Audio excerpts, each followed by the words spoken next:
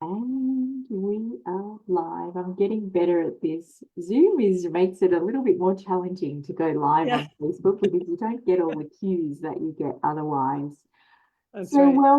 welcome, beautiful women in the Vision Builders community. Welcome to day 2 of Blossoming Women, the art and science of building a blooming, beautiful life. Today, I'm so excited to introduce you to Jenifer Madson. Jenifer, thank you so much for being with us. Thank you for having me. This is a real honor and a treat. So for those that haven't come across, I'm just double checking on my phone because we are there. I can see us. So for those that haven't come across Jenifer's beautiful work until this moment, Jenifer retired from her long-held career as an executive coach for major corporations all around the world, and now spends her days painting and traveling to gather inspiration for her future works. So I'm excited to dive in. I love the idea of starting a whole new career later in life, but we'll get there in a minute, Jenifer. Where I would love to start today's story and today's conversation is right back at those early memories of being 8 or 10 years old. They sort of say that we've formed so much of who we're going to be by the time we're 7. So it's fascinating to look at who we are at about 8 to 10. Do you remember yourself at that age? I do. And I loved that you presented that question because I talk a lot in the coaching work. I still do coach people. It's in a much different vein than what I was doing with executive coaching. And in the conversation today around genius, which the root word means attendant spirit present from birth, meaning we are all genius in our own unique way, right? So I ask people all the time, like, what do you know is true about you since you knew who you were, which is about that 7-year-old, right? Like, and it's so interesting that you mentioned 7. Also, I think about being 7 and being in second grade, and we had just moved to Naples, Florida from Michigan, and I don't remember much about Michigan at all. I think there was a lot of turmoil in my family. I found a lot of escape in my dance classes that I had started when I was about 5 in Detroit. And so we get down to Naples, Florida. It's a whole new thing. It's all new friends.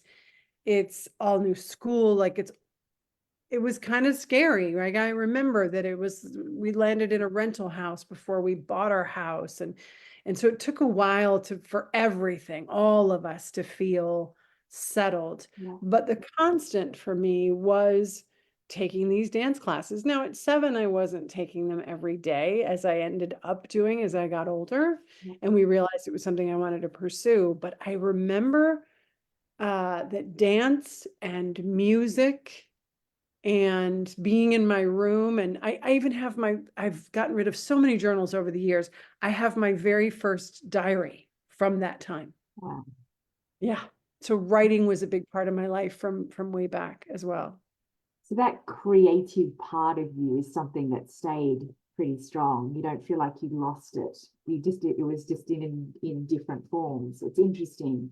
Right. So as launching yourself into the adult world, leaving school at those early days of being 18, 19, Yeah. what was your first sort of foray into the workforce? Well, my parents had sent me to New York City to dance for the summers when I was 14 and when I was 16, because my aspiration was to be a professional dancer, a Broadway musical theater dancer. And so I had some training when I was 14. By the time I got to New York the summer I was 16, I had my addictions, which I've been sober from now 38 years, were starting to really kick off. So, getting out of school, getting out of high school, going to my first year of college, where my addictions went absolutely cuckoo. And I negotiated this thing with my parents that I was like, I'll go for a year, and if I don't like it, I'm moving to New York City to be a dancer. So lots of incongruity though, right? Like this great aspiration, but no personal systems or home systems to support success in that way. So I went to New York City and I was bartending and drinking and all sorts of other things and trying to make auditions and really just playing at the idea of it. I didn't have a real job, what I call a real job, until I'd gotten back to college in 85. I got sober 3 months after I got there. And then when I came out of college, I really entered into the workforce as kind of a conscious human. Yeah. One of the big themes that I want to highlight, for the people tuning into this story and all the stories that are coming through, is the power of the people that we're surrounded by. So either pull us down or pull us up, one of the two. And the impact that can have in a very short amount of time or over a long period of time. So the impact, obviously, in being so young and impressionable and going into that big people world of entertainment, I can imagine how there was a lot of, that drinking culture and so on was very strong. Yeah, it was insane. It was really insane. And if you think about it, I don't know how old your kids are. You said they were grown, right? I was 18 Yeah. when I moved to New York City, and I moved in with some girlfriends down in the Village, and that was in 1980, 81. The city was not a nice place. Yeah. And what were my parents going to do? Like, no, you can't go. I don't even know how I made it through all that, because as you say, the lifestyle plus, I wasn't just drinking, I was drinking Yeah. to the nth degree kind of thing. So praise whatever's out there. I made it through alive, because it was really, really a scary situation if I look back on it now. Yeah. I had a period in my life that I call my Coyote Ugly days. I don't know if you know the movie Coyote Ugly, where she dances on a bar. And Oh, yeah, sure. I had that phase in my early 20s. I went and lived in a place in Australia called Cairns, which is the tropics, far north Queensland. And we were, that lifestyle is super fun at that age and feels very grown up and exciting. But after 12 months, I came back to my mother and she nearly had a heart attack when she saw me. It's a very unhealthy lifestyle that catches up with you eventually. Indeed. Indeed. So, having the opportunity, I didn't just wake up one day and say, gee, I think I ought to stop drinking. Let's go back to college. It almost killed me. Yeah. And I don't say that to be dramatic. I want the women, anyone listening into this, to know that this wasn't just a few years of problem drinking. This was a decade of almost killing myself with alcohol and other things, right? And so my parents saw that I was struggling, but they were struggling with their own stuff. Like they never got deep enough to know exactly what was going on. So they facilitated this geographical cure. How about you go back to college? Yeah. And I was like, anything to get out of this horror, except I went with me. And so when I got to college, it was a few months before I got sober. And again, didn't just wake up and go, I should stop doing this. I had, I call it a planetary alignment of conversations that I was having about the drinking that I was doing and the friends that I was hanging out with. And if I could just figure out all of them, I'd be fine. And in the meantime, this is the theme for me, Edwina, is that, I've had such amazing people put in my path who could see more for me than I could see for myself. And for the longest time, I didn't allow that. When I was desperate enough, I allowed it. I allowed the guy on the phone to say, the AA phone to say, I got you. Friday night, 6:00, there's a meeting. We'll be here. Yeah. You can do this. Guy didn't even know me. Guy hadn't even met me. But I got this sense from him that he was telling me the truth. That if I would show up, that I could have a different life.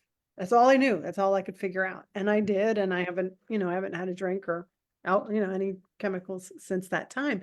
But that theme has presented itself to me repeatedly in my life. And the more sober I got and the more responsible I got and the more out in the world I got, the bigger the opportunities. Now, I didn't ace every one of those either, No, but thank goodness for the people that have said, hey, have you thought about blah, blah, blah?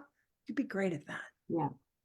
Yeah. So I'm a big believer that our superpowers and our greatest gifts come from these times. They don't come from everything that works and the great Right. successes. That's where we have the celebrations, but the wisdom comes in these moments. So what are the greatest gifts that you took away from having gone through that period?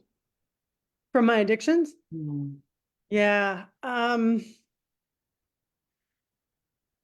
Well, one of the things that is very clear to me from that time is that there were still people that were trying to look out for me, that yeah, I was worth caring about, even at my very, very, very worst. yeah, I couldn't see that.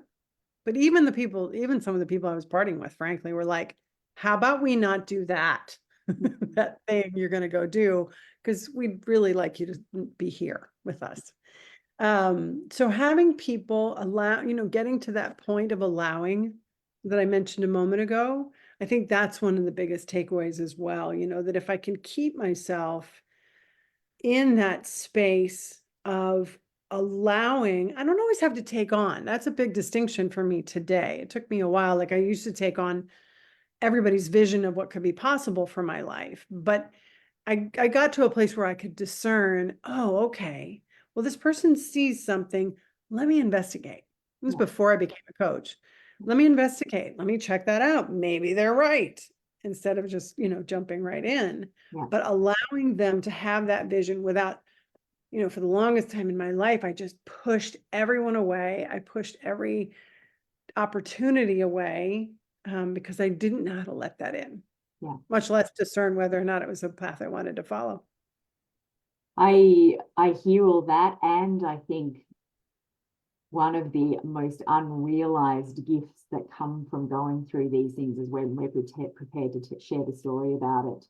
So, every step of the way in my life, I've gravitated towards people that have been through something that I'm going to go through. So Yeah. whether that was giving birth to my babies, I wanted to have midwives that had children to support Yeah. them. I didn't want like a man that had never had a child but learned it in a book. That's not what I gravitated towards. And Sure. when I had a marriage that broke down, I wanted to speak to somebody else that had been through that and come out the other side. So I think in you sharing that story, it opens the door for women to hear the possibilities in your story, or for younger girls, for some of the women that will listen to this, they may have girls that age that are going through similar struggles. And it's like, here's somebody that's overcome it. There's a point of contact. And also coming through that to understand that, and it's a mechanism, if you will, today, that anytime I'm feeling the least bit sorry for myself, if I go into service, because they used to tell us early on in sobriety, like, stay in service, Yeah, because then you can't get into your own woe is me, which will lead you back to where you came from.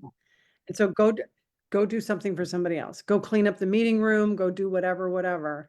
And it will get you out of yourself. And I did that for my own self-preservation for a very long time, but it still helped other people. yeah. Right now it's a little more altruistic and generous. I don't need a Yeah, lot of. well, I think that altruism is something that needs to be talked about a lot more, but it is this essence of giving to give. We grow up, Yeah, we're in a culture that is all about giving to get. Well, I'll give to you, but what am I going to get out of it? Or I don't want to ask you for something because I'm not sure how I can pay you back. And so it goes both ways. And it's like, how about you don't have to pay me back? How about if you're sick and you're struggling to feed your kids, let me bring a meal over. You don't owe me anything. It's like that give to give is something that I think is so therapeutic for us and for the person that's receiving it. But we've got to learn the art of it. I think it's something that needs a lot more conversation. oh, I I absolutely agree. I think that you make an amazing point with the art of that. Early sponsors would say, just learn how to say thank you. Like if someone says something about you, not only are you not allowing that for yourself? You're not allowing them to be generous, right? You're telling them they're stupid, crazy, whatever by saying, oh, no, not this thing. What? No, no, no, no. Which leaves the other person feeling like, okay, just say thank you. Just allow the thing. You don't have to agree with them. Yeah. Just allow that flow of goodness, Yeah. right? When people say, in the face of generosity, I would love for us, all of us, when given a gift, again, to say thank you, as opposed to, oh, you didn't have to do that, as though you're the type of person who would only do it because you had to, Yeah. Yeah. right? It absolutely, the more that we can practice it, even when it's uncomfortable, it opens, it's such a generous thing for the receiving person. I learned this most powerfully. My husband and I, my first husband and I separated when I had 4 children under 8. And at that time he walked away completely. And we were sick. We had tonsillitis, and the children were sick, and I was sick. And I got to the point where I had to pack these 4 tiny kids up. My baby was 5 months old, and go into hospital because I was so dehydrated. I couldn't even swallow my own saliva. It was just so bad. And the doctor wouldn't let me leave until I rang somebody for help. And that was so painful. It was like this, it felt like I was putting up a great big banner saying, I'm not coping, I'm hopeless. It Yeah. was just the humiliation of announcing that I wasn't coping felt overwhelming. But I rang one of my dearest girlfriends, who's the youngest of 10. So she knows about sharing the love. But she's like, thank you so much for calling me, because now that you've called me, it means I can call you when I need something. It's like when we ask other people for help, it gives them permission to ask us. It's an act of generosity. That's something Huge. really is a gift. It really is a gift. So I would love to hear how you went from being a dancer and going to college to becoming a coach. What was the pathway? That was a very interesting journey. So when I gave up on the professional dance career and went back to college, I came out with a communications degree. And so really what my dean at my school said to me, he pulled me aside one day. This is a great example of somebody who sees something different for you. But now this is a guy, I've been sober for a few years at that point, and this is a man who I held in very high esteem. So when he said, listen, you could easily be in front of the camera. You could go pursue that part of this, no doubt. But you really need to be in sales because you've got the thing for that. And I was like, okay, let's go do that. So I go find a job in radio sales, and I was absolutely horrible at it for a million different reasons. Horrible training, old boys club. They gave me the worst list possible. I'm out in the streets of South Carolina selling air. Like, it was just a disaster. 6 months in, and by the way, most of the time I spent like going to the movies and going home and taking a nap and making up logs. It was just terrible. And I was thinking, like, what is happening? This man seemed so sure I would be amazing at this, and I really am horrible. I went to go see a friend of mine who I had interned for when I was in school. He ran an ad agency. And I said, Dan, I hate radio sales. I need to do something else. I have no idea where to go next with this degree. He says, I have a friend of mine who's running a dating service. Now, again, 1989, pre-internet stuff. So it was a membership sale. It was a connection process. So I go see this woman, and she says, here's how it works. We have everything nailed down to a very specific system, including the scripts that our counselors use. And when I say script, I mean it is verbatim. So if I bring you on, you go to training, and if you don't have it verbatim, they will send you home. And that's the end of that story. The reason it's verbatim is so that we know that everyone is operating under the same system, right? Not just making things up in these interviews. Great. And I'm thinking, all right, well, I've been in theater for 1,000 years. I can memorize like nobody's business. She says, and when you come back from training, you'll start seeing people, you will sign them up to the memberships. Average sales 2,000, you'll make 10%. Here's the last check I just made. And I swear to you, Edwina, I've never loved math more in my whole life. I looked at that check and I was like, you're Yeah. kidding, Yeah. right? I made $75,000 my first year in 1989 because I was great at it. I was great at connecting with people. I was great at staying on task and staying on the script and doing the things I was supposed to do. It was all legit, above board business. It was a national thing here. And I loved it. It was really great. So they moved me to Colorado. I was still single at the time. They moved me to Colorado to take on that. And again, here's another person who was like, you're doing this great thing. How would you like to run the Denver office? Okay, let's go to Denver. So off I go to Denver. About a year later, I had met my now former husband. I had met him.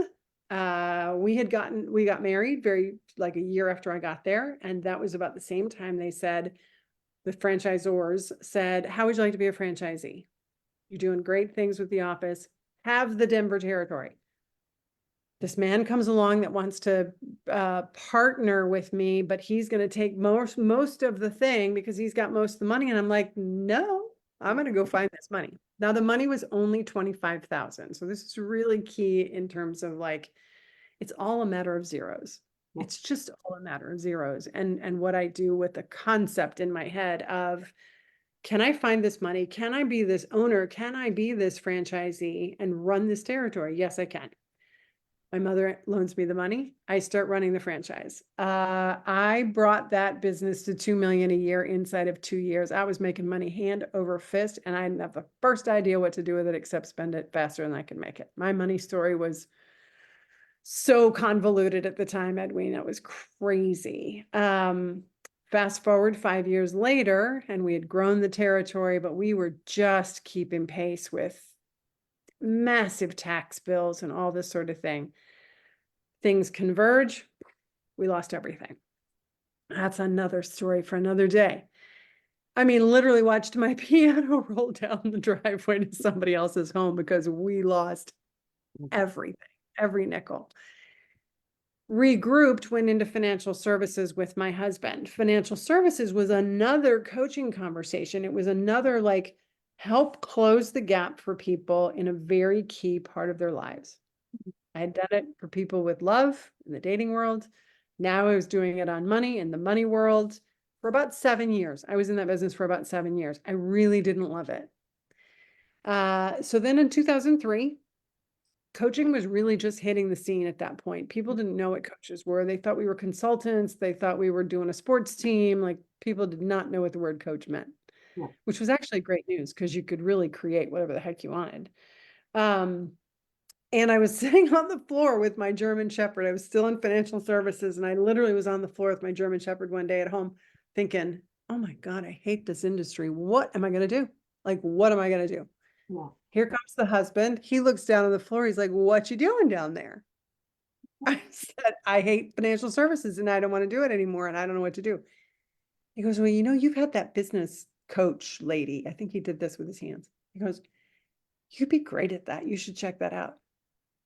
Another one of those people. So I pop up off the floor. I go to the internet because we have the internet at this point. And I'm like, coach certification. And I started my coaching practice helping people improve their relationship with money so that they could do greater things in the world.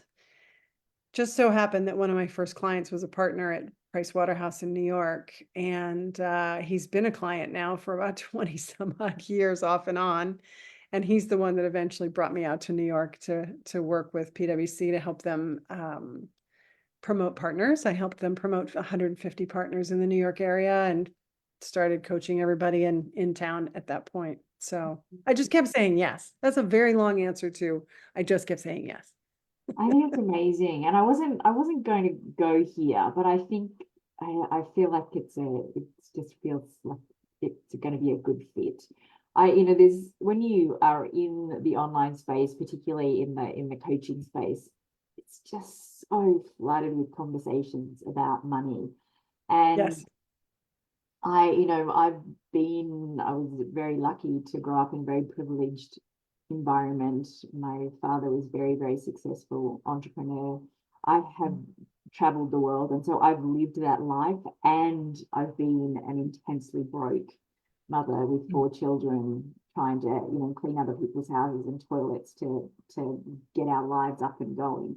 So Yeah. I've been in all the situations, and there's always the flippant money doesn't buy happiness. And I actually really agree with that statement, knowing a lot of very wealthy people who are very unhappy.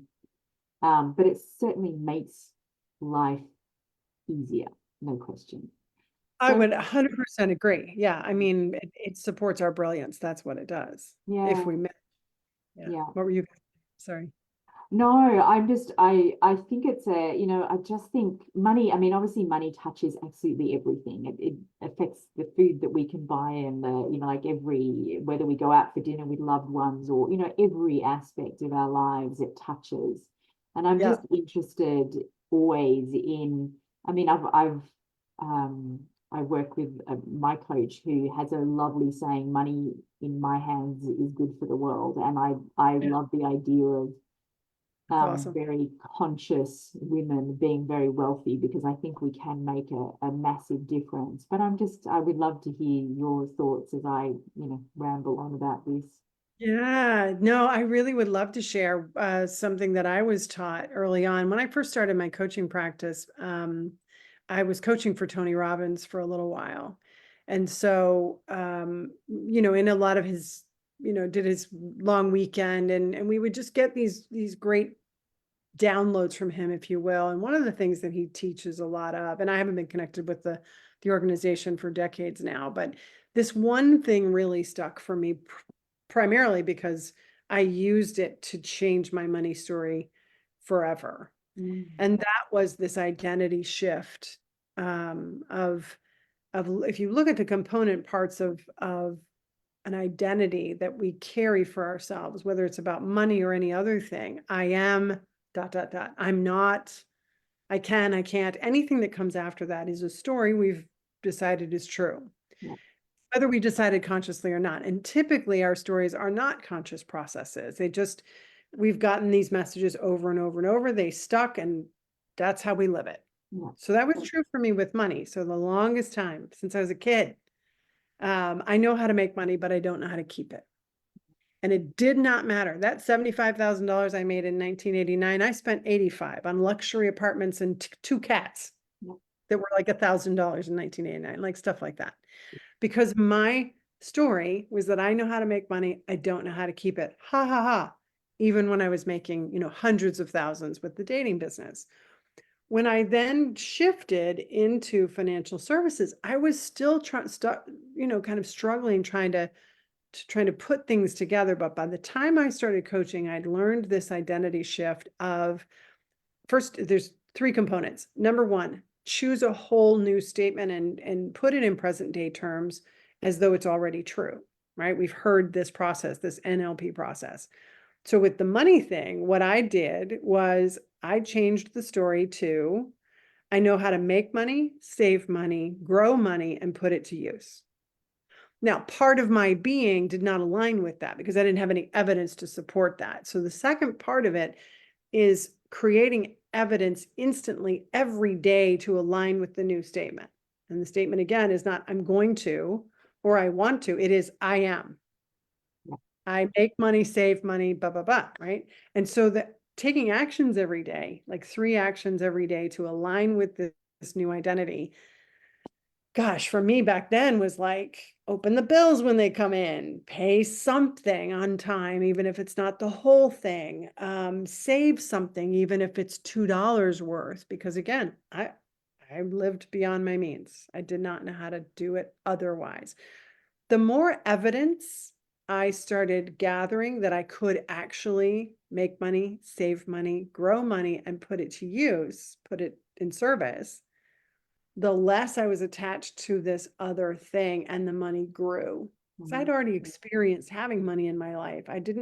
But I never experienced it in the context of this story that said, I know how to make money and yeah, I know how to keep it and grow it and all the other things. yeah, So I've been able to use that identity shift with a whole lot of things in my life. And the great news about it, the third point of it, is that we get to our stories typically in an unconscious fashion, as I mentioned.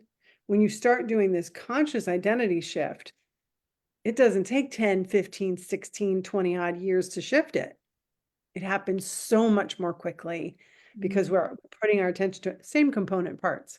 Repeat the message, support it with evidence, get the results. Pretty much. That's back to our $2 million in 40 minutes. Well, I hope as people are listening to this, they're thinking about it in terms of their own lives. And for myself, I was raised in a home where my dad worked and made all the money, and my mum never worked. And my Sure. dad, with the greatest of love, because he was 54 when I was born and of a very different era. But Yeah. he absolutely said, he used to call me Binny, was my nickname. Binny, you'll never have to work. You'll be looked after, because Yeah. that's the era that's what happened for women. And so that was my programming. That was Yeah. my programming. So when my first husband walked away, I was suddenly like, Mm. that New fairy tale strategy. didn't work out the way I imagined it was going to. New You're strategy. gonna have to grow up. Hang on. Hang on. But everything's a gift. It's all a gift. So now I have this story to share, like you're sharing your story, and it all supports somebody somewhere. Yes, But in exactly. this notion of money in the hands of conscious women is good for the world, if you had unlimited wealth, what is the change that you would make in the world, Jenifer? What's the thing that you would pour? Oof. If I had all the money in the world, what is the change that I would make? That's a phenomenal question. Let me think about that. I would put it to use in helping women in some way or another. I'm not sure exactly how that would happen, but I would love to get more behind whatever process can help women be more conscious of their power and their impact in the world. Because there is so much power in us. And I would throw the weight of the world behind that. And again, I don't know exactly what that would look like, but that's a cause that's very, very close to my heart. I like it. So let's look at becoming an artist, taking all this, you've done all these things already, and then there is a calling, and it's like, okay, everything is going to change again. Talk us through Yeah, that transition. it was it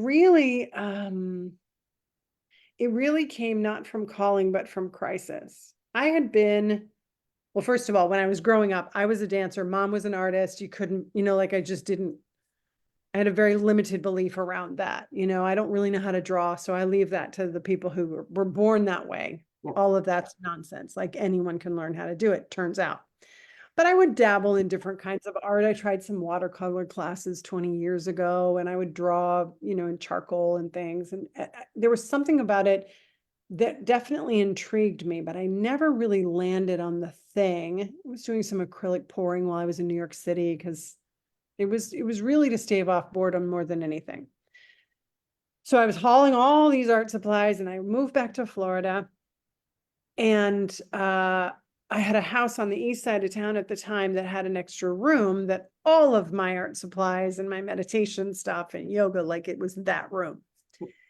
Well, COVID hit, and really what happened at the end of 21, my major contracts with a couple of key clients out of New York were winding down, and they were not renewing.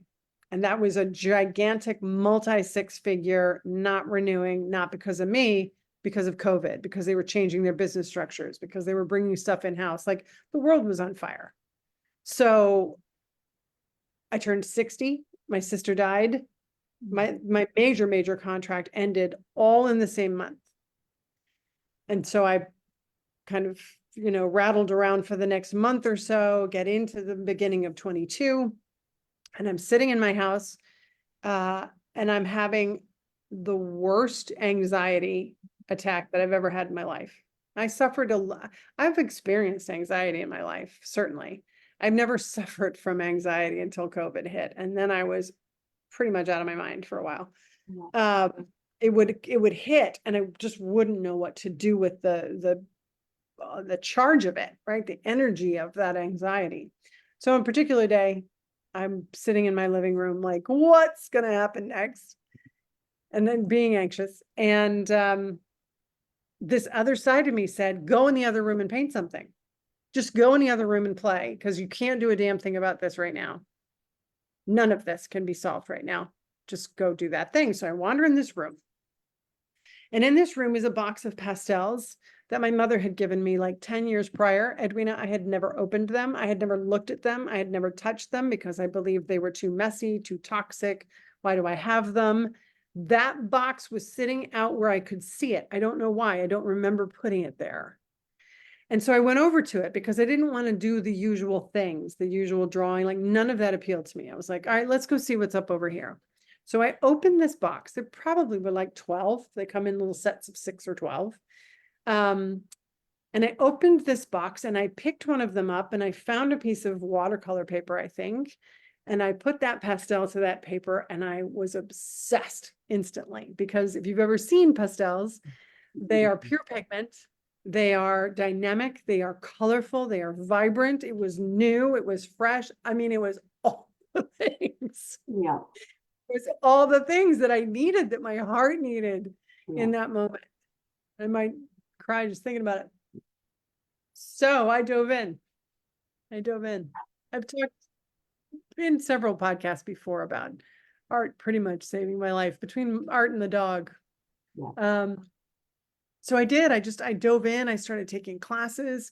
I had no designs on starting an art business at that point. It was not, I had no career in mind. I was just like, oh, look, there's something I can do to keep me from being anxious. Let's go do that. And the next thing I knew, I was studying with this master pastelist. And the next thing after that, I started painting things that I really liked and sharing that with people. And people started asking me if they could buy them. And I was like, no, I know how to make money. Yes, you may. The answer to that is yes, you may. I will sell that to you all day long. I started taking these other classes and really found out that in addition to a love for pastel, I do pastel and oil now because I've branched into a couple different mediums and different approaches and subjects. But primary to what I discovered in that first year or so was a love for using pastels to paint waves, but very up close waves on the edge of the water for specific reasons, and very colorful and very dynamic. And yeah, so I'm in a gallery now down in Sarasota, and I've taught some classes and gone on retreats. And Didn't you end up in the south of France? I think I read somewhere that yes. Yes. So there's master pastelists that I ended up seeing videos from online, because God, I love YouTube. I'd watched his videos and I was like, I love this guy and I love what he's doing and I love the visual of this. So I go to his website and then I see that he's doing a workshop in the south of France and I'm like, well, I have to go there. The good news is, while I was making great money in New York City, I saved a bunch of money. I'm not independently wealthy, but I saved a bunch of money. So I could say, let's go to France. And the next thing I knew, that September, I was in the south of France studying with probably one of the world's greatest pastel painters. He's extraordinary. And it's just kind of gone from there. Today it shows up in the coaching, shows up in my art business, and my art shows up in the coaching business. And it's just this beautiful marriage of things, which thank goodness somebody taught me how to allow that a while back. It's a big part of the work that I do with women is discovering higher purpose. And the thing that most people have to learn, and I'm quite happy to give it away for free, is it's the journey. It's not, like we think it's this destination, becoming it's the journey. People fall in love with the journey. It's all the different chapters, it's all the different bits. And when we get to past that midlife point, past the 50 mark, the amount of wisdom we've accumulated, the amount of Yeah. information and knowledge and like all the stuff. We've got so much that it's Yeah. just like the next bit that inevitably blossoms, and next bit that opens up is usually where the Yeah. gold lies. That's what I'm discovering. Yes, I agree. Yeah. And, it would be really easy for me to say, hindsight being what it is, that I wish I'd known, that I didn't have to effort, blah, blah, blah. I did all the things I was supposed to do to be in this spot right here, right Yeah. now, talking to your beautiful soul and having this evening, and having the great gratitude that I have for the life that I have. Yeah. Because it's not perfect and it's not, I mean, it was a big shift in my life from one thing to the next. And it's not like it just happened. You said something earlier, right? It's a gift. Mm. It didn't just happen for me from a mindset perspective. I said, oh, okay, step back a second. Yeah, it hurts to lose Mm. that revenue. And am I willing to work hard enough to get it back? Is that where, do I want to work at that Yeah. to make it back? And I was in the middle of the woods. My sister had just died like a week or so before, and I'd gotten a camper during COVID. I did all kinds of stuff during COVID. I let my hair go gray. I got a camper. I started kayaking, all the things, right? So I'm sitting out in the middle of the woods and I'm like, do I want to go after more of that business again? Do I want to recapture that? Resounding no. Yeah. Do I want to keep dating that guy I've been dating? Resounding no. There are lots of things that can happen in the woods. Yeah. So yeah, so I made a conscious decision, and I was still anxious for a while about what was going to happen next. I was pretty burned out. Yeah. I actually wound down a lot of the coaching work that I did during 22, beginning of 23, took something of a hiatus. I've always had some private clients, which I love, people that come on their own steam. But all the corporate stuff ended at the beginning of 23. Uh, and I pretty much closed the door on it at that point. I mean, I haven't closed down the website yet, but that's imminent. And when I think about that and the shift that's possible, right? When we do take that wisdom, however old we are, and say, what matters most to me today is alignment with my soul, alignment with who I am, alignment with my purpose, with my vision in the world. And right now I happen to do it from a beautiful condo on Boca Ciega Bay. I also know that I'm not defined by that. And should I decide to go do it from a cabin in the woods, I don't know, I could. Yeah. Right? So I have everything I need. I think that discovery of who we authentically are is, there's so much language around this, and there's so many self-help books and all the things, and it's just Yeah. like there is a discovery that's got to come from getting quiet, spending time with ourselves without just that mindless scrolling. When you were talking about the COVID anxiety, so many people relate to that. And we had to find our way out of that. And I've lots of people about that and shared my experience. But the one thing that it wasn't was just mindlessly scrolling. And that didn't help anybody. And this Yeah. is the trap. This is the drug that we're all having to consciously find, the next addiction that we're all having to consciously find a way to escape from, I think. Oh, I agree 100%. I mean, the other day, I don't know if you guys, if you experienced it in Australia, but in the United States, we had an outage, a Facebook, Instagram outage. Did you experience that? We were all asleep while you went through that. So that's right. So, so I'm all of a sudden, I'm like, it's 10 o'clock in the morning and I can't get on Facebook. I can't get on Instagram. A friend of mine got thrown out of her account and hasn't been able to get back in except on her cell phone, like for 6 months. I have to tell you, I 100% mean this. I talked to my mom in the meantime about something else, and I said, "Are you having trouble with Facebook too?" And I said that, God, I gotta tell you that I'd be okay. Mhm.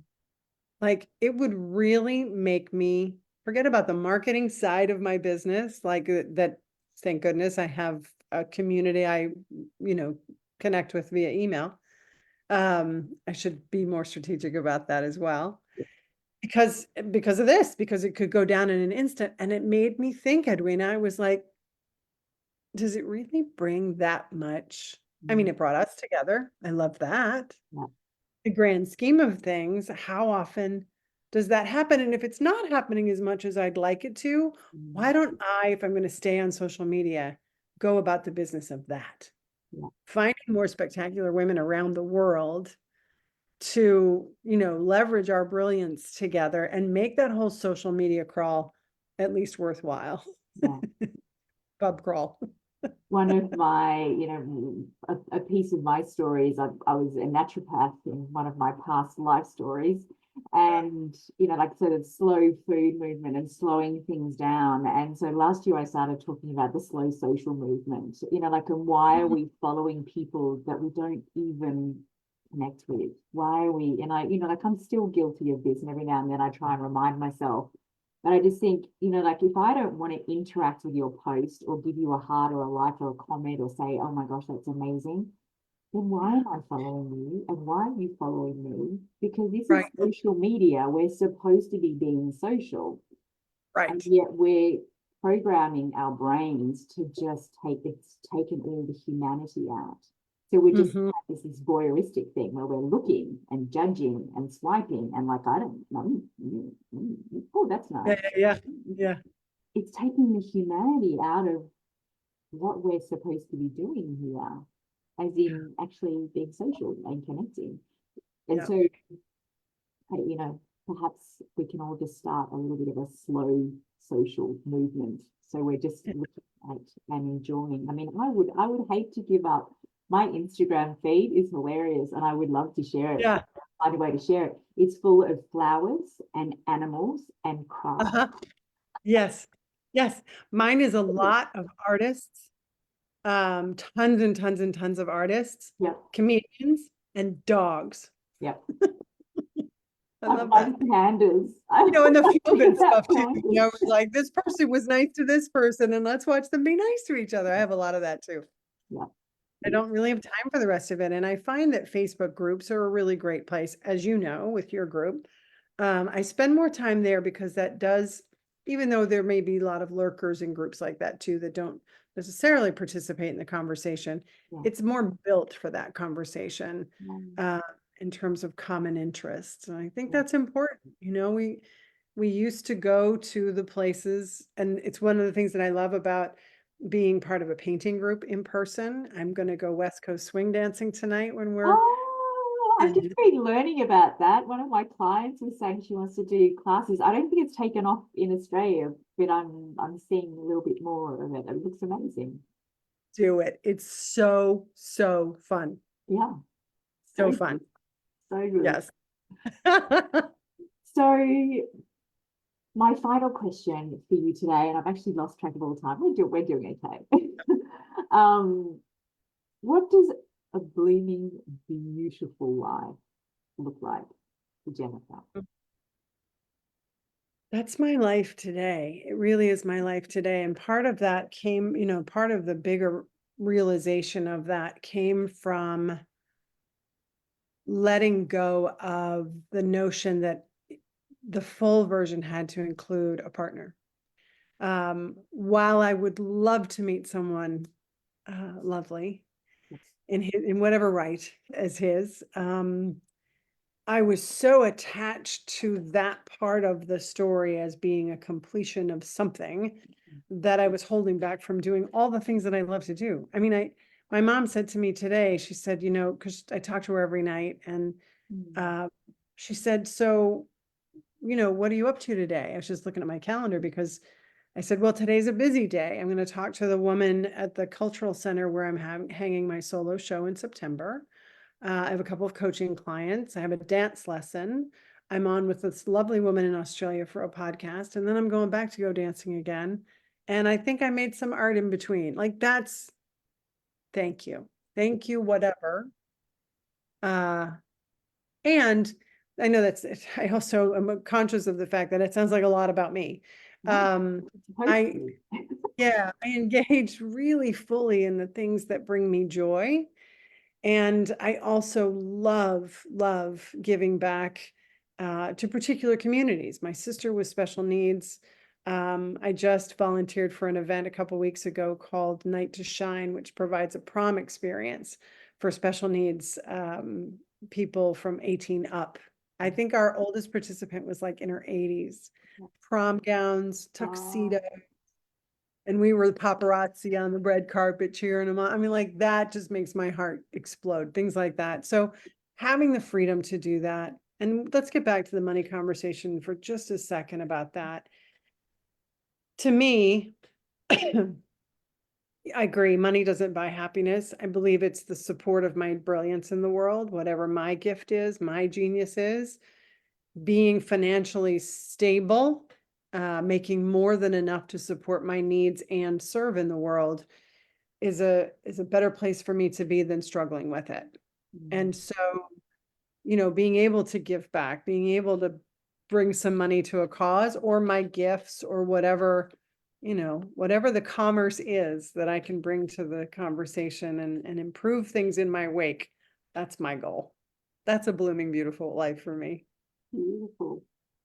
Sounds pretty damn magical to me. Thank you. And I need to come to Australia and visit because I haven't been. Ah, yes, yes, yes, yes. Please come. But before we wind this up, I would be remiss if I didn't get you to tell everybody about your art retreat to Costa Rica, because that sounds amazing. And if anybody's listening, it's just like, oh my gosh, yes, please. It's really going to be magical. It's going to be May 25th to the 30th at Pura Vida Spa and Retreat. And it really is an opportunity for creatives and visionaries of all kinds. I mean, we've got a filmmaker and a rock musician and a photographer and an artist and, creatives of all kinds. And I believe that entrepreneurs are creatives, right? Like it's that brain that we're going to spend 6 days and 5 nights, and we are going to use yoga, dance, art, meditation, nature, conversation to break through, to brainstorm and break through to big ideas and really come back with a whole new operating system around getting creative in making our lives happen and having the impact that we want in the world. Yeah. So that's why we need to have plenty of money so we can go and play in Costa Rica together. Yes, yes, let's go do it. Let's do it. Thank you so much for your time and sharing your story so generously. It's been an absolute delight, Jenifer. Thank you. Oh, thank you. I think you're amazing, and I love the work that you're doing in the world, and hope that this was helpful for the people that joined us and who might see it later. I'm sure it will be. All right, that's it from us today. Thank you so much for being with us, and so much love. Bye for now. Love to you too. Bye now.